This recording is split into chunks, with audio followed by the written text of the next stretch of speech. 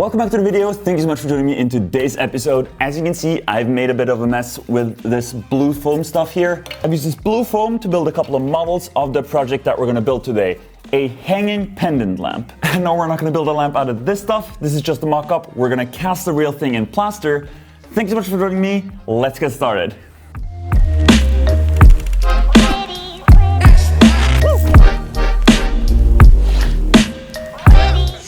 A while back I had an idea, which was to cast something out of plaster using this styrofoam stuff as a mold.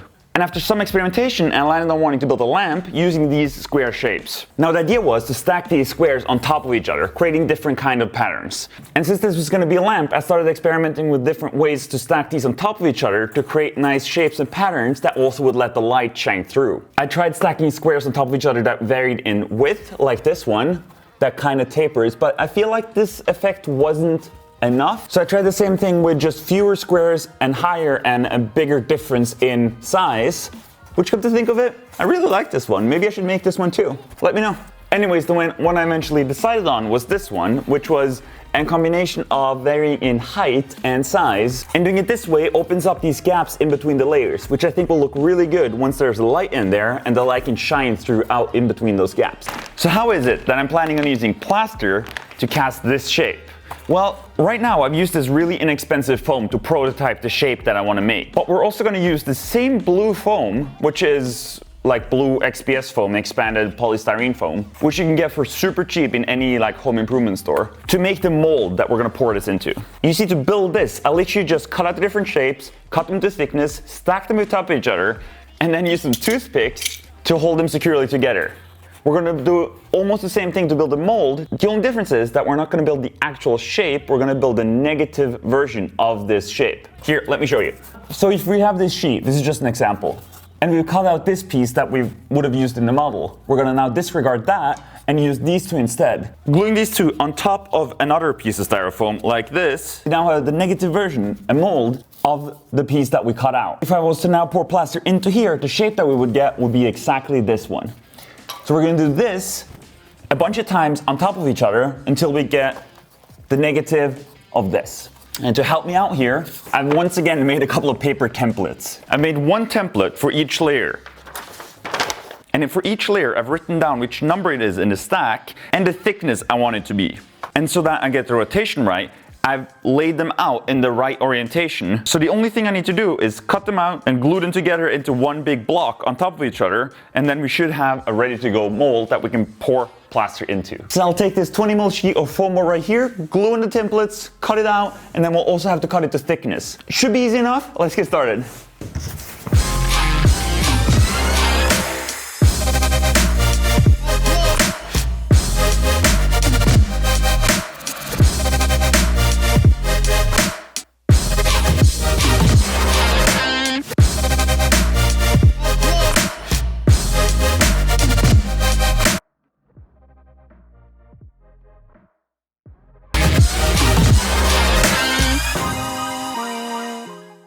Look at this, all the different thicknesses are cut and ready to go. The next step will be to cut these pieces out of here. I'm gonna do them in order and cut them out and glue them on top of each other as I go. I've experimented with a couple of different types of glue, and what I found is that this material is not very resistant to neither heat or chemicals. So spray glue and hot melt glue are unfortunately off the table. That's why I'm stuck with this stuff. It works okay. We just need to have it stick together well enough for it not to fall apart once we pour the plaster inside.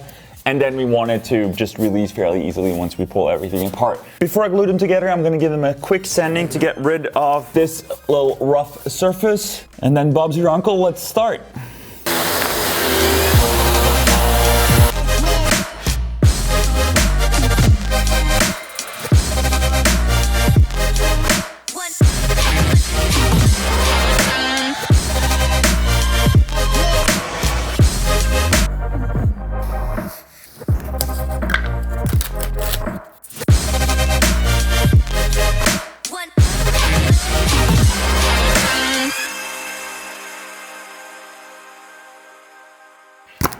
That's it. Inside of here should now be the direct opposite of the shape that we're trying to make. I've glued everything together. I used a couple of toothpicks to keep everything aligned, and at the very end I wrapped the whole thing with packing tape.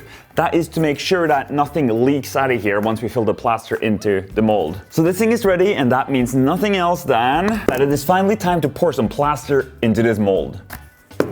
This plaster will set fairly hard, and therefore it makes it ideal to cast things like this that have fairly thin walls. There's different kinds of these plasters, some of them are harder, some of them are softer. If you want to recreate this project, make sure to get some plaster that hardens fairly hard. That will make it less likely to break once we try to rip all these pieces out of the mold at the end. Okay, so this next step is fairly straightforward. It's basically just mixing plaster with water in the right ratio. In my case, it's 3:1 by weight, meaning 3 parts plaster to 1 part water. So I've got some pigment powder right here that I want to add into the mix with the plaster. And in order to find out how much I need to add, I've made myself a couple of test samples where I've written down how much I need to add of the coloring to get a certain kind of color. And it's really good that I did this test because I really underestimated how powerful this stuff is. So with only 1% of the pigment mixed in with the plaster, this is the color it gets. Just look at how dark it gets with just a little bit of coloring. And then we go up to 3%, 5%, 10, 20, and 30.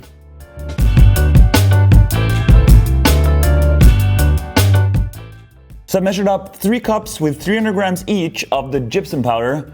And to those I'm now going to add different ratios of the pigment powder using the knowledge I have from these tests, so that I know how dark or light the color will be. And what I settled on is that the last one I pour is gonna stay completely white, so that's gonna be the bottom of the lamp. The first one I pour, which is gonna be the top, is gonna be the darkest color, which I think I'll make around about 10. And then for the middle, I think I'm gonna go for like a 2%. That's just a guess of what I think will look good, so I'm already really excited to open this thing up and see how it will turn out. Top one I'm not doing anything with. This one we decided on 2%, 10 for the last one, so that's gonna be 30 grams of this stuff. And just like with baking, we'll mix the dry ingredients together.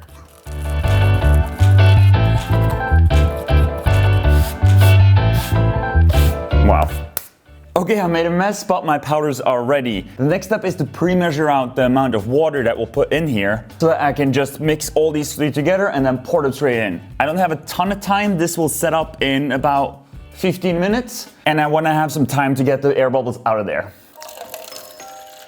Okay, first one, second one, third one. I'll mix these together, pour them in, and then I'll use my trusted old sanding thingy to vibrate the mold like this.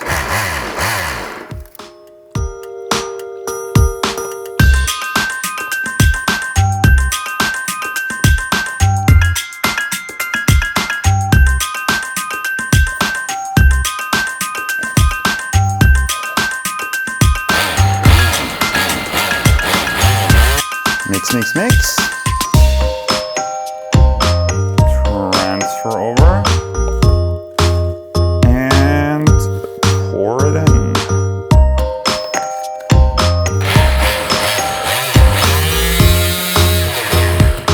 And here goes the last one. I feel like I don't have enough. Oops.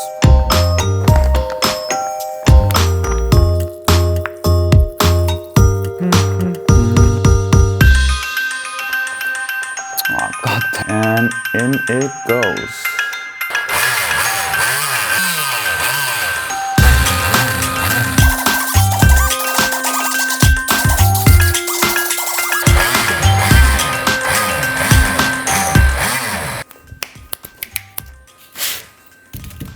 The mess I made is cleaned up and the plaster is finally cured. I'll let it cure overnight just to make sure that it's hard enough so that I won't break anything once I tear this thing apart. And tearing it apart is exactly what I'm gonna do now. I'm gonna use this knife, cut away the tape that we taped all the way around here, and then slowly starting to peel away the layers that make up this mold.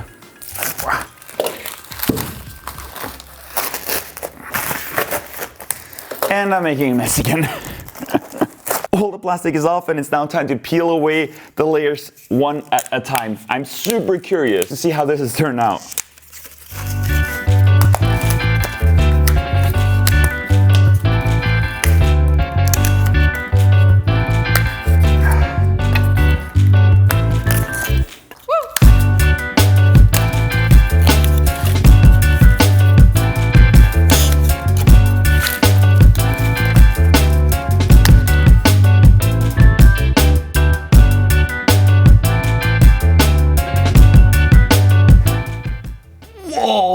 Look at this. This thing turned out really cool. Okay, admittedly, there's still a lot of rough edges and small imperfection that the plaster picked up from the styrofoam. We'll take care of all that in just a second, but the thing we need to do now is somehow get rid of all the stuff that's inside of here still. That's definitely gonna be the challenging part, but I think we can handle it. We're just gonna take it slowly and piece by piece start picking out the insides of this thing. And once we've got all the styrofoam out of here, we can clean up the edges and make it look all nice.